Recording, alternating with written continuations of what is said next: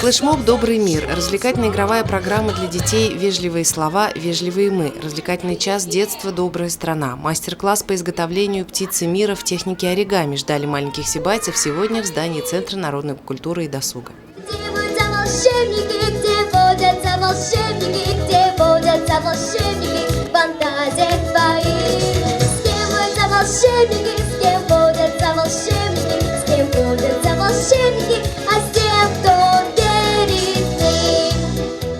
Асфальт возле здания Центра народной культуры и досуга расцвел яркими красками. В честь Дня защиты детей здесь был организован конкурс рисунков, благодаря которому юные художники смогли проявить всю свою фантазию и воображение.